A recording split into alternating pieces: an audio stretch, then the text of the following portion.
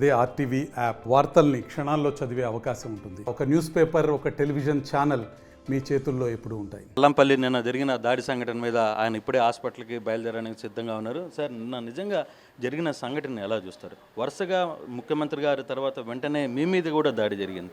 అదే స్టోరీ అసలు ఏం జరిగింది ఆ సమయం? ఇది కావాలని జగన్మోహన్ రెడ్డి గారిని హతమార్చడానికి చేసిన కార్యక్రమం ఇది.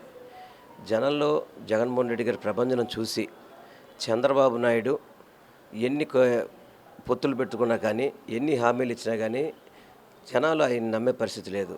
ఈరోజు జగన్మోహన్ రెడ్డి గారి యొక్క జన ప్రభంజనం చూసి ఆయన రాయలసీమ అంటే వాళ్ళ సొంత జిల్లాలు కదా అని చెప్పి అనుకున్నా, ఈరోజు ఎక్కడికి వచ్చినా కానీ విజయవాడ నగరం నాది అని చెప్పుకునే చంద్రబాబు నాయుడికి ఈరోజు ఇంత జనాభాను చూసి కూడా కళ్ళు కొట్టి ఏదో విధంగా ఇతను హతమారిస్తే తప్ప ఈ రాష్ట్రంలో నేను సీట్ ఎక్కలేనన్న పరిస్థితిలో జగన్మోహన్ రెడ్డి గారిని టార్గెట్ చేసుకొని ఆయనకి బలంగా, ఇప్పుడు ఒక వ్యక్తికి ఏదైనా రాయి తగిలితే అక్కడికక్కడే అది పడిపోవాలి, కానీ అట్నుంచి వచ్చి మళ్ళీ పక్కన నాకు కూడా జరిగిందంటే ఎంత ప్లాన్ చేసుకుంటేనే జరిగిందో ఆలోచన చేయాలి.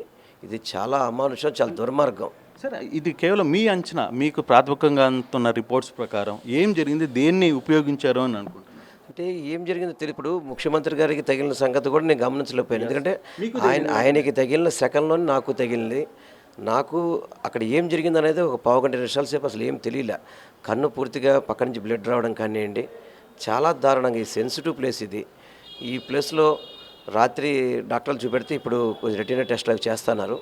దానికోసం బయలుదేరాను. ఏదో భగవంతుడు ఆశీస్సులు, ప్రజల బలం ఉంది కాబట్టి జగన్మోహన్ రెడ్డి గారికి ఏమి జరగకుండా.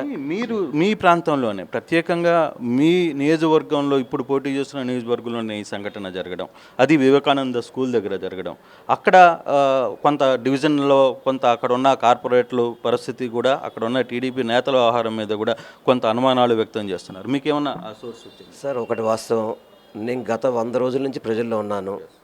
ఎక్కడో కూడా చిన్న ఆటంకం జరగకుండా పని జరిగింది. ఈరోజు జగన్మోహన్ రెడ్డి గారిని టార్గెట్ చేశారు. వాళ్ళు కూడా చంద్రబాబు నాయుడు ఏదో విధంగా అతను హతమార్చాలని చెప్పి వాళ్ళ తొత్తులతో ఇటువంటి కార్యక్రమాలు చేస్తుంటాడు. ఎందుకంటే గతంలో పట్టాభితే విధంగా తిట్టించాడు మనకు తెలియదా? ఇప్పుడు ఒక పక్క ఏమో ఇతనేమో మామూలుగా సీఎం గారి గురించి ట్వీట్ చేస్తాడు, అదేవిధంగా వాళ్ళ తొత్తులంతా ఏమో వ్యతిరేకంగా చేస్తున్నారు. ఇటువంటి విషయాలు రాజకీయాలు చేయడం అనేది చాలా బాధాకరం. మేము ఇంత కన్ను బాధపడి, ఇంత ఇబ్బంది పడి, మనస్తాపం మాకు ఇబ్బంది పడుతుంటే దాని మీద కూడా మళ్ళీ మేము కౌంటర్ ఇచ్చుకోవాల్సిన పరిస్థితి రావడం చాలా బాధాకరం.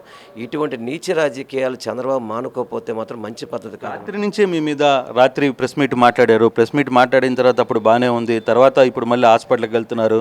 ఇదేంటి అని చెప్పి మీ ప్రత్యర్థి వర్గం మీ మీద దాడి చేసే ప్రయత్నాన్ని, అంటే సోషల్ మీడియాలో ఒక రకంగా దాని మీద రివర్స్ టెండర్ చేసే ప్రయత్నాన్ని కూడా చేస్తారు. సార్, ఒకటి అక్కడ జరిగిన వెంటనే డాక్టర్స్ ముఖ్యమంత్రి గారిని కూడా యాత్ర ఆపేసి వెళ్ళిపోదాం అని చెప్పారు. కానీ అక్కడ జనాలు ఉండేటప్పటికీ జనాలు నిరుత్సాహపరచకూడదు అని చెప్పి ఆయన యాత్ర కూడా కొనసాగించి అప్పటికీ బ్లడ్ కారుతూనే ఉంది ఆయనకి. అదేవిధంగా నా నియోజకవర్గంకి వచ్చినప్పుడు ముఖ్యమంత్రి గారిని వదిలి మనం వెళ్ళకూడదు, ప్రజలు మమ్మల్ని చూసుకొని బయటకు వచ్చారు, జగన్మోహన్ రెడ్డికి చూడాలని కోరికతో ఉన్నారు, అటువంటి ప్రజలకి నిరుత్సాహపరచకూడదని చెప్పని ఆ కార్యక్రమం అందరినీ కూడా చివరి వ్యక్తి వరకు కష్టపడి తడిగుడ్డతో మామూలుగా ఏదైతే ఐస్ ముక్కలతో పెట్టుకోవడం కానివ్వండి, ముఖ్యమంత్రి గారికి ఎప్పటికప్పుడు బ్రాండేజెస్ మార్చడం కానీ ఇవన్నీ చేశారు.